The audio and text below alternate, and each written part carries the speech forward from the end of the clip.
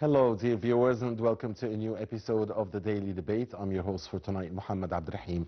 And tonight we'll be talking about Egypt's strategic role in shaping the course of events in its region, the Middle East, the heart of the world.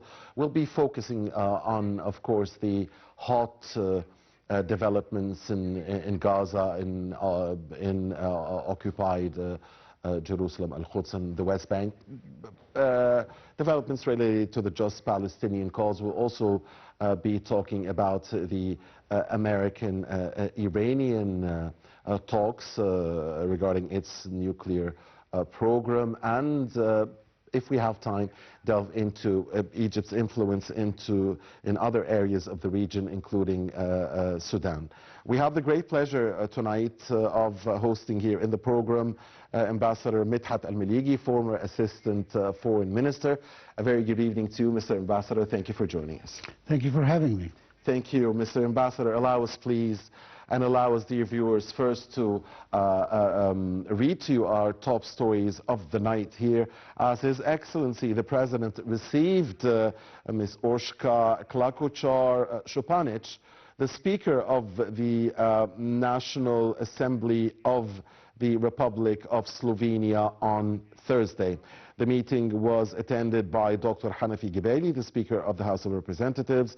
Presidential spokesman Mohammed Al-Shenawi stated that the meeting addressed ways to enhance cooperation between Egypt and Slovenia. The President praised the remarkable development witnessed in bilateral relations recently between Egypt and Slovenia and highlighted the pivotal role played by the parliamentary institutions of both countries in strengthening this cooperation, particularly in the economic, trade and investment fields.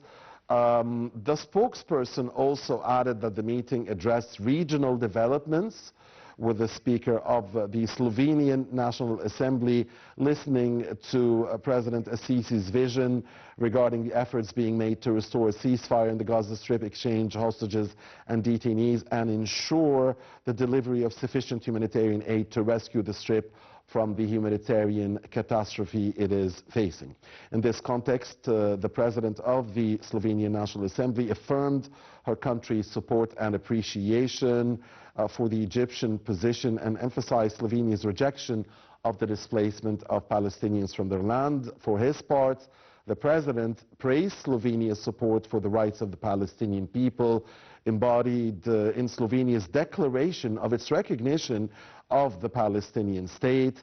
The President emphasized that the establishment of a viable independent Palestinian state on the June 4th, 1967 borders with East Jerusalem, Al-Quds as its capital is the only guarantee for achieving lasting peace and stability in the region. And in our second and final top story of the night here, His Excellency the President held a phone call on Thursday with his Rwandan counterpart, Mr. Paul Kagame. Presidential spokesman Ambassador Al-Shenawi stated that the call addressed ways to enhance bilateral cooperation between Egypt and Rwanda, particularly in the economic and development fields and joint projects in various sectors. This reflects the deep historical relations between the two countries and serves the common interests of their peoples. The presidential spokesperson added that President Assisi and the Rwandan president discussed ways to enhance cooperation between Nile Basin countries to achieve the common interests of all basin countries through enhanced cooperation and a commitment to consensus among all parties. President Assisi emphasized Egypt's commitment to providing full support to all regional and international efforts aimed at calming the situation in the region and reaching a peaceful political solution aimed at restoring regional peace and security, benefiting the peoples of the region and fulfilling their aspirations for prosperity and progress.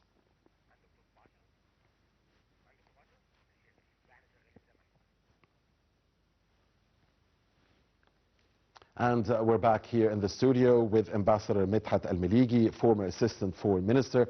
As we told you, we'll be talking about Egypt's strategic importance and its influence on events in the Middle East.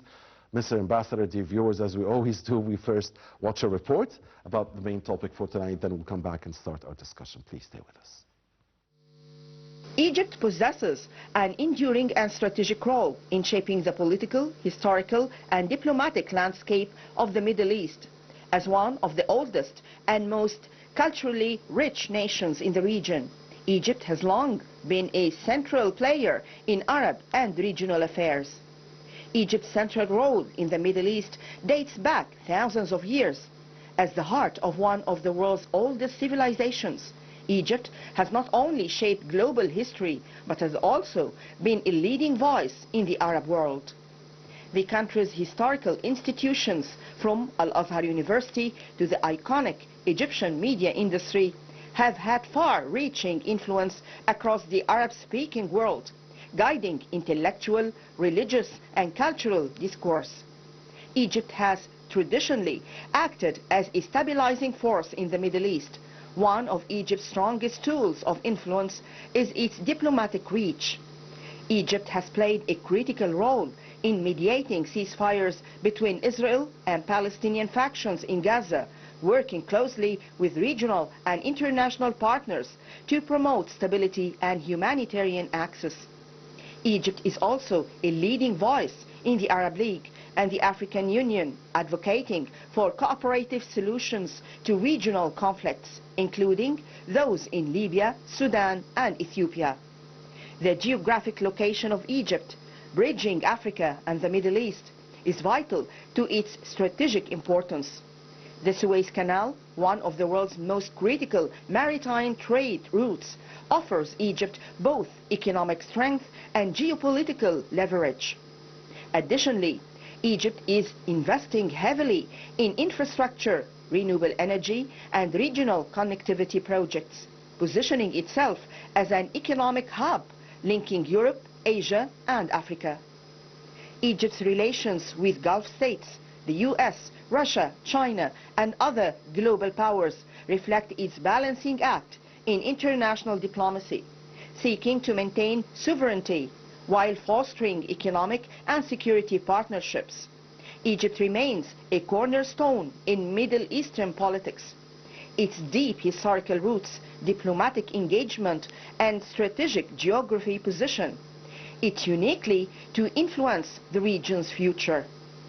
Whether in mediating peace, promoting regional development or leading Arab voices on the global stage, Egypt's role is pivotal and enduring.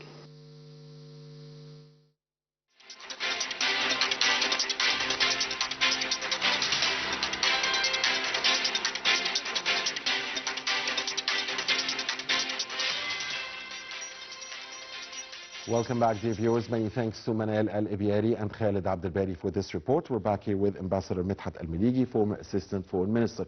Mr. Ambassador, when we talk about Egypt's influence in the state of affairs and in the turnout of events, I want to start by talking about the hottest issue in the region now, Gaza. How do you see the Gaza situation at the moment? You know, for over a month now, Israel has restarted its genocide war. Every day it's killing tens of Palestinians and injuring tens others, mostly civilians. We heard US President Donald Trump saying that that he believes that calm will be restored soon, that peace will be restored soon. We've heard about Egyptian mediation and proposals for a ceasefire, a new ceasefire agreement. We're waiting for a Hamas response.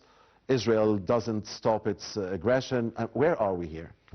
Well, it's exactly everything you said. I mean, all the pieces for a bloody theater is in front of us right now. Unfortunately, except for Egypt, that is really doing its utmost to preserve the Palestinian lives, the international community, and especially the United States, are not doing anything to spare any of these lives. On the contrary, you mentioned the second wave of this war against the Palestinian people, and from day one we heard the American administration saying that every step on this new way has been organized and synchronized with the American administration, which means that President Trump himself accepts that Israel will go on. However, although the picture is very gloomy and very dark, but I think there is some light at the end of this tunnel. I believe that there are some differences now between the Israeli position and the American position. We've seen during the last summit with Prime Minister Netanyahu that they were not on the same page, and they even had to cancel the press conference that were due between the two presidents, which means that not everything are okay. If we study the personalities that we have in front of us, we have President Trump, who is a businessman originally, so he believes in deals, he believes in swift acts and swift actions, and he's impatient in general as a person. I mean, when he wants something, it has to be done, and it has to be done right away. If you remember when he, in a certain way, forced Israel to accept the Jan 19th deal. Exactly, the 19th of January deal that was supposed to be 3 phases. And Israel being forced to that. It's history now, right? Of course it is history, but if they want to resume, it's all in the hands of the American administration and President Trump in person. And that's why I'm optimistic, because when I see a difference between President Trump and Prime Minister Netanyahu, I see maybe this is a glimpse for the Palestinian. Maybe there is a breath of air. But I have to jump in here. Are these differences related to Gaza or only to the Iranian file? Because to the Iranian file, it was obvious that there are differences. We heard that Israeli premier, the war crime suspect, Netanyahu, wanted to bomb oil facilities, but that Mr. Trump objected to that. We know that the Israelis are not happy with direct talks, or with talks in general. They want to see hellfire, yeah. Exactly. But are these differences also, Mr. Ambassador, in your view, related to Gaza? Well, it's a combination of many things. I mean, what you said is not far away from the truth. I mean, Israel were not happy when there was an American representative having direct talks with Hamas, for instance. And Israel saw this as a blow to its efforts to continue with its genocidal war. And when it comes to Iran, also this is another blow. As we all know and heard, Israel had this long-term plan, and actually Prime Minister Netanyahu precisely had this plan to wage 5 major wars in the region. We've seen so far 4 of them, and the only one left is Iran. So his plan from the beginning is to target Iran, and he wants the American president, whom he thought will be on his side, is reluctant to do this. On the contrary, he is starting to have negotiations, and actually the signs that we've seen so far from the American delegation are very positive regarding the Iranian file. And I believe that this is going to lead to something not necessarily exactly what the Americans are hoping for, but at least in the same direction, especially that the Iranians have expressed many times that their plan is not to acquire nuclear weapon, but only to acquire nuclear technology, which is the right of all of them. Let's not forget that Iran is the only one signing the NPT, while Israel never touches and never been revised by the organization, which shows how the double standard is reigning over the world. About double standard, once again, we have to talk also not just about the American role, but about a new emerging European role that we've seen recently. Are we seeing a role? I mean, is it enough of course we appreciate that, but is it enough for Ireland, Spain, Norway, Slovenia to recognize a Palestinian state, and for the French president, Mr. Macron, to say that I think he said that he was in Egypt, that he's ready to recognize a Palestinian state by June. I mean, is that enough? First of all, I want to take the pride about this thing especially. I have said a few months ago on this platform that if France wants to be involved in the peace talks with the Saudis as co-presidents to this peace conference for the Palestinian cause, I said in exact words that France has to recognize the Palestinian state. They cannot start these negotiations while not recognizing the Palestinian and recognizing the Israelis only. This is unfair to one of the major players of this summit. But And I think that the French understood this perfectly, and that's why today President Macron is saying what he said. But let's recapitulate a little bit about what President Macron said. It was very positive what he said. He spoke about the necessity of the ceasefire right now, and the humanitarian aid has to enter Gaza, and the situation cannot be accepted the way it is. His visit to Al Arish was definitely very Of course, he has seen firsthand the meaning of what's happening in this area, and I believe that seeing is not like listening to something. But this is not my main concern. My main concern is exactly to answer at your point. Is it enough? Is it enough? The idea is that the whole media and the administration have not seen what President Macron has seen. That's why we've seen the media neglecting totally what he said about this point. And I'm talking here about even the French media. The idea is that there is a certain narrative that everyone have been adopting for decades about Israel being unfairly treated by the Arabs, who are monsters, who want to throw Israel in the sea and all these things. And they have been victim of this vision to the point that even when their own president says something different, they don't know how to deal with it. That's why I say it's not yet the time. I will say, no, it's coming. I'm sure it's coming. The youth who are going to be the leaders of tomorrow have seen the real picture, and they do not accept this injustice. We've seen the Jews turning against the state of Israel, the Zionist extreme right state of Israel. We've seen many changes in the scene. However, these changes will take a while until they can take effect to affect the main picture. But we don't have the luxury of waiting. Time, yeah. The Palestinians are dying by the minute and by huge number every day, and we cannot wait until and there is a starvation campaign as well. The starvation is meant. I mean, the Prime Minister said that he will not allow any drop of water to enter Gaza before he can forcibly release the hostages, which he couldn't do. And that's one of the points why he is not on good terms with President Trump, who wants to visit the region, and he cannot visit the region without achieving something, so he can come on this triumph. So this is what Mr. Trump meant when he said that he expects a calm in the region to occur in a matter of weeks. This is what that by the time he comes, he wants something to have already been achieved on the ground. This is what he meant? Well, I'll tell you something. If President Trump really wants to have something achieved on the ground, he can have something achieved on the ground. The idea is the political will and the real pressure that he is going to exert on Israel to accept his terms. He did it the 19th of January, and he can do it again if he wants to do so. We have been confronted by different set of talks, let's say, from the West in general, especially from the United States. I mean, if we want to talk about that we will not forcibly displace anyone, you will find President Trump have said that. If we said that we want to build a new Riviera here and the Palestinians don't have a place in this area anymore, he said it as well. If the American administration said there is nothing called Palestinian and there is nothing called West Bank, it's only Judea and Samaria, they have said.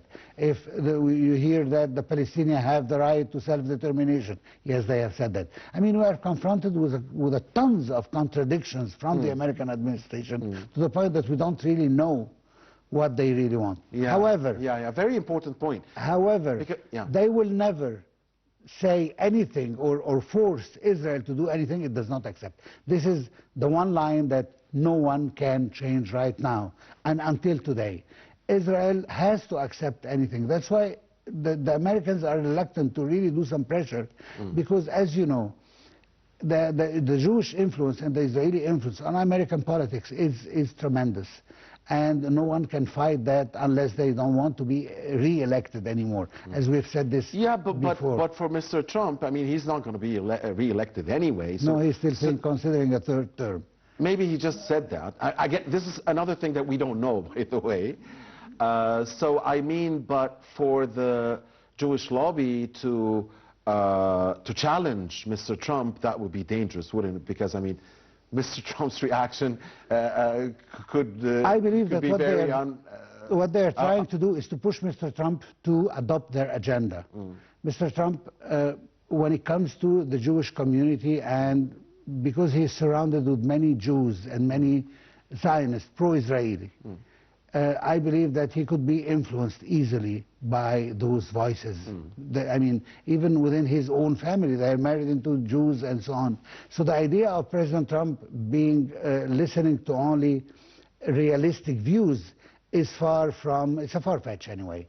But when he will come to the area, maybe he will be facing But they would have to else. walk a very thin line, because if they confront him, if they challenge him, if they disobey him publicly at least, I mean, he could turn against them. No, they will never play this game. They know exactly how to push and when to push. President Trump is already, in his mind, a pro-Israeli person. I mean, and it's not a secret. I mean, even Prime Minister Netanyahu said it himself. This is the closest friend of Israel since the establishment of the State of Israel. So, I mean, he is the one who moved the embassy from Tel Aviv to Jerusalem. He's the one who accepted the annexation of the Golan Heights. He is the one who gave the green light to the destruction, the total destruction of the Syrian army, and to occupy almost over 1/3 of Syrian territory. All of these accomplishments, Israeli accomplishments, couldn't have been done without the acceptance of President Trump. But as I said from the beginning, he's an impatient person. And Israel doesn't know how to deal with that, because the plans that they have on their mind to expulse the Palestinians and to gain more land, this is a long-term plan. President Trump cannot wait that long for them to achieve it. Well, the Israelis are not hiding this. I mean, that their goal, and Egypt was, I think, the first country in the world to understand their goal from the very first day. I mean, the goal was to expel Palestinians from Gaza. That's the goal, out. And they keep saying now, you know, that this is we want to achieve the Trump plan, we want to implement the Trump plan, and so on. You mentioned, Mr. Ambassador, the contradictory statements that we hear from Washington. But I want to ask you something here. I mean, when America says it is against the forced displacement of Palestinians, that doesn't mean that it is against what it calls and what Israel wants to call the voluntary displacement. And this is a very tricky area. I mean, according to the international law, and let's stick here to international law, because in the midst of all these statements and counter-statements and everything, we might lose ourselves. So let's stick to the international law. This is the one bench line that will not take us somewhere wrong. According to the international law, if you create circumstances where people cannot live, and then you ask them to, if they voluntarily want to leave this area, and they agree, this is not voluntary displacement, this is forced displacement. So in any case, what Israel is doing right now is forcing the Palestinians to withdraw. And if the Americans accept that, that means that they are also an accomplice for a war crime, which is forcibly displaced. Right, but they are trying to put it in a nicer way and say that it is the will of some Palestinians. My dear friend, Israel still call what it's doing self-defense. Right. After killing over 60,000 and destroying over 85% of the civilian infrastructure in Gaza. We're talking hospitals. I mean, we haven't heard the result of the investigation of the first attack on the Mahmadani hospital, and then we had another one killing more one without even knowing who killed the first 500 Palestinians in one strike. As they claimed, it was the Palestinians. The Palestinians, who managed in 20 years to kill like 30 or 40 Israelis, managed in one strike to kill 500 of their own people, which is actually, I mean, a stupid reasoning, excuse me. But I cannot accept this reasoning because it doesn't make any sense. However, what I want to say is that the world community has to understand that Israel is nothing but a bunch of lies when it comes to what it's doing to the Palestinians. The mere idea of just explaining itself as doing a self-defense thing. I mean, what are you waiting for to see the atrocities that is taking place there? Yeah, you would think it's very obvious and very clear. Obviously, it is not clear to everybody, but under the pretext of self-defense, as you mentioned, under the pretext of feeling threatened, Israel continues to annex more and more Arab lands. So what do you think will happen? I mean, you mentioned that there are signs of differences between Washington and Tel Aviv. I ask you, is this just about the Iranian file? But from your words, I deduct here that you think that also there are some differences about Gaza now. Definitely. So where will we well, go? what And will it happen? seems there have been some concessions from Hamas, as we understand. No, not just some concession. I mean, what we heard, the reports that came, that Hamas is even ready to disarm itself. But of course, contradictory reports, yeah. No. Actually, it's not contradictory. But I mean, let's take the whole statement together. When this is accompanied with a full plan about the day after and about the state, the Palestinian state, I mean, it's going to be ridicule if you ask Hamas or any liberation movement or any resistance movement to disarm itself while there is no any political horizon. Political settlement. They said even something that they see very positive, which is the readiness to become a political party and to throw all the weapon thing. And we've seen this before from the Israelis. I think this is a very good example. Israelis, if you remember, before what they called the Independence War in 1948, the Israelis committed so many terrorist attacks against the British, if you remember the King David Hotel and all this, even by Prime Minister Menachem Begin, who became later on a Nobel laureate. So I think that Hamas could also be, just like the Israelis have been, could also be a political party, and maybe one day they can assume over the power in all of and Palestine. Hamas, can we say that the Hamas reasoning, concessions, whatever you name it, the real desire, the obvious desire, the repeated statement that they want to end to this war, but as you mentioned, as long as there is a path for peace and settlement and just settlement in the future, is mainly the result of Egyptian diplomacy and Egyptian... of course, and I would really hope for the Egyptian diplomacy to take one more step and use all its might and all its means to force Israel to recognize its own borders. That's the only thing I would like the Egyptian diplomacy, or any diplomacy actually in the world, to define its own borders. For Israel to define its own borders. Because actually every time that there will be any attack, we are going to talk about crossing the frontiers. Which frontiers are we talking about exactly? This is a very important point. Israel have never recognized its border. Where are exactly the Israeli borders? Because starting from this point, we can start talking about other states, whether we are talking about Syria, Lebanon, Palestine, even Egypt, because we don't know what are exactly their intentions in the future. If you do not declare where are exactly your borders, then how can we define if someone is crossing those borders with any hostile intentions?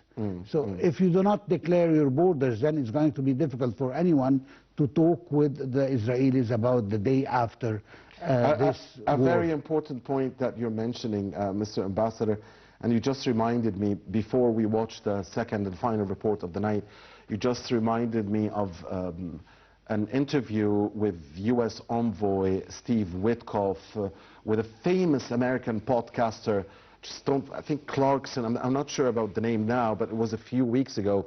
And the podcaster, that famous media personality, pressed Mr. Witkoff. He asked him about this question: does America know where Israel's borders end?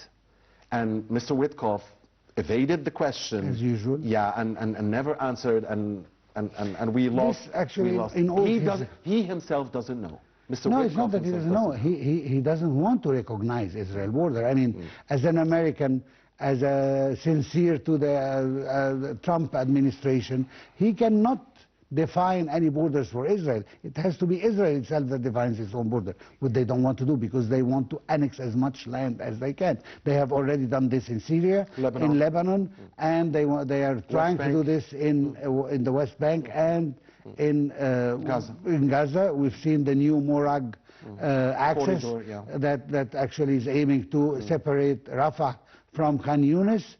So the idea of dividing Gaza into partitions, small particles, will make it easier for Israel to start its own colonies, and then we are going to... But do all of these actions leave any room for negotiations?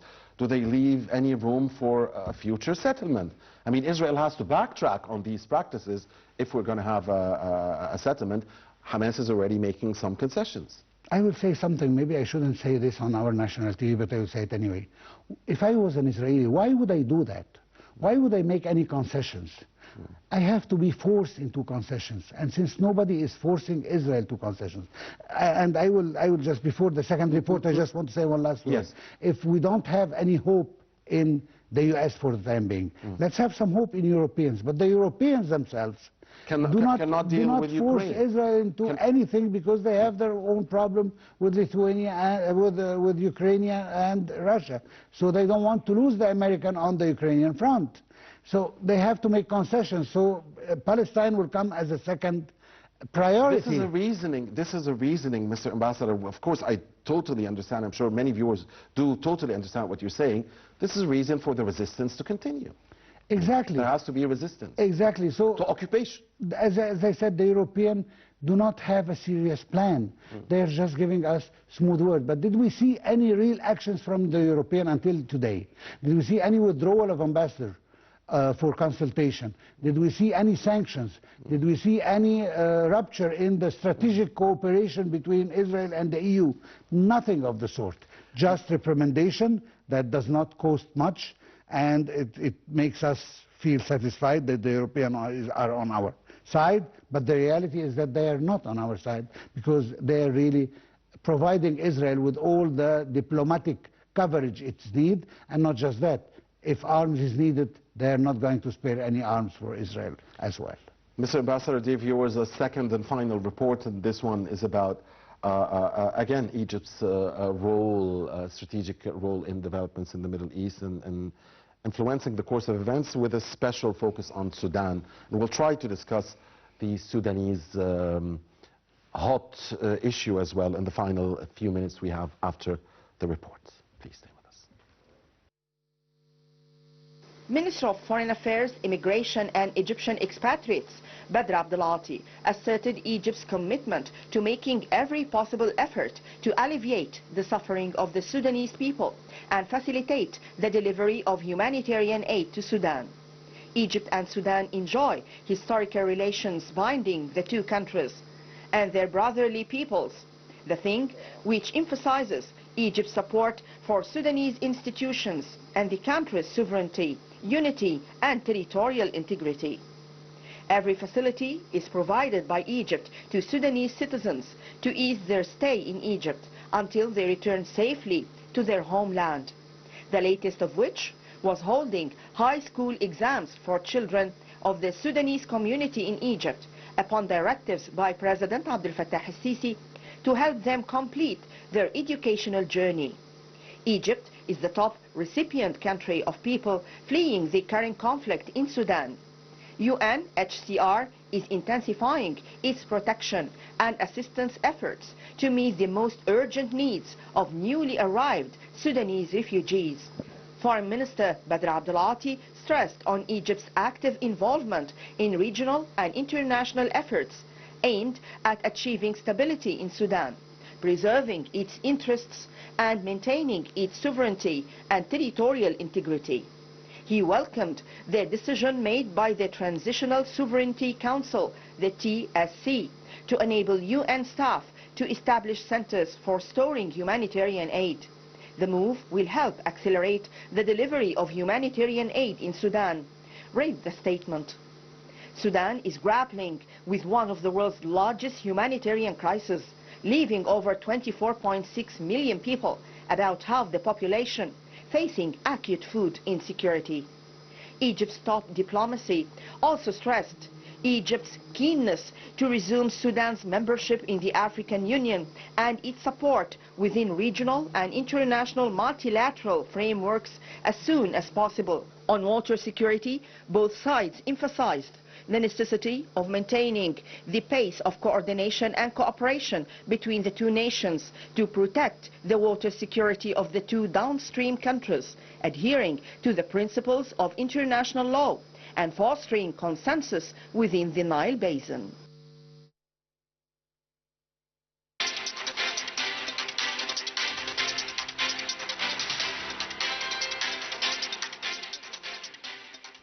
All right, welcome back, dear viewers. Thanks again to Manal El-Abiari and Khalid Abdelbari for this detailed report about the Sudan situation. A very tragic situation and difficult situation, Mr. Ambassador, in Sudan, a humanitarian crisis, warring parties. How do you see the situation there? How do you see Egypt's role and influence there? Well, of course, the situation there is really catastrophic. I have read some reports coming from Sudan that although the Al-Burhan, the official army, are doing well in combating the rapid rebellion, I don't RSF, know. But the situation when it comes to the humanitarian level is not as we have hoped for.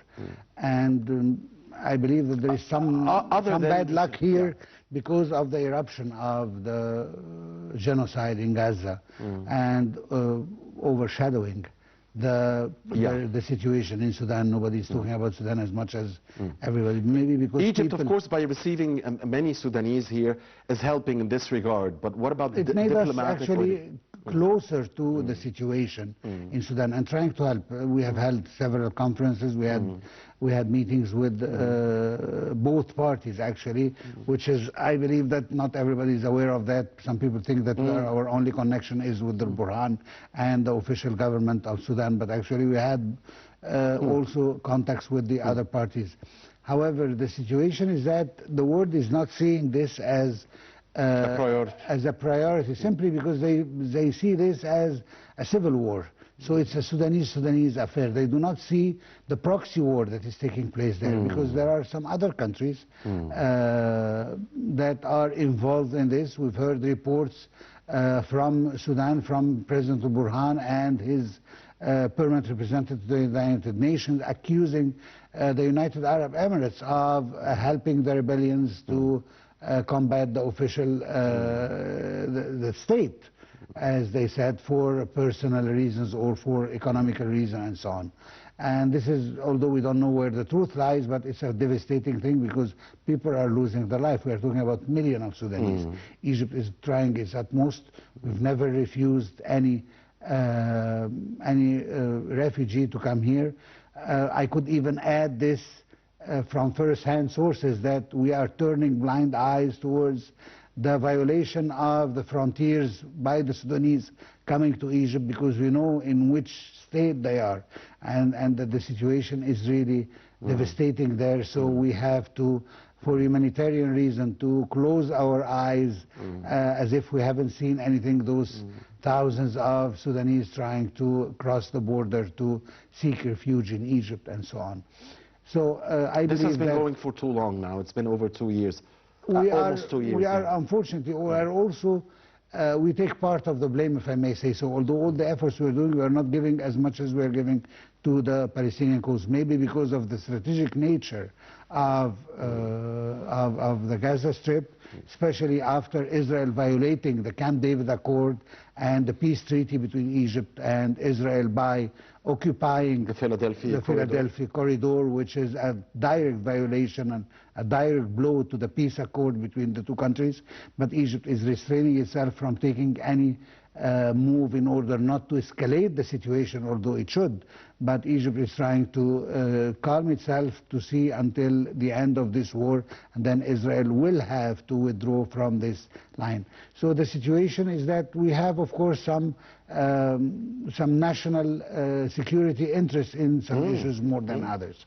But Sudan is very strategic to us. That's what I was coming to. Nevertheless, we are doing our best and our utmost for the Sudanese people. we want to see talks between the two parties, and I believe this is close because we are turning the page on the kind of equivalence that we had before. But Mr. Burhan says he won't talk to RSF until they lay down their arms. Israel have said that the Palestinian Authority have said that they won't deal with Hamas before they put their arms down and so on. So, I mean, we can start with these kind of talks, but then when reality comes, when the real moment will come, they will discuss. They are all Sudanese, and they have all to find a solution for the good sake of their country. This is one of the richest country of the African continent, and it should not live this devastating life, and its people should not suffer as much. They have been divided already to two countries, North Sudan and South Sudan. We don't want to see it divided again. So please, my cry to the Sudanese people is that you have to reunite yourself, just as my cry to the Palestinian people. You have to reunite yourself. You have one enemy and one enemy only. Please don't let him win by your division. Mr. Ambassador, thank you very much as always. Nice to have you here and to listen to you. Ambassador Medhat Al-Meligy, former Assistant Foreign Minister. Thank you very much, sir. Thank you for having me. And thank you, dear viewers, for watching us. Please stay with Nile TV.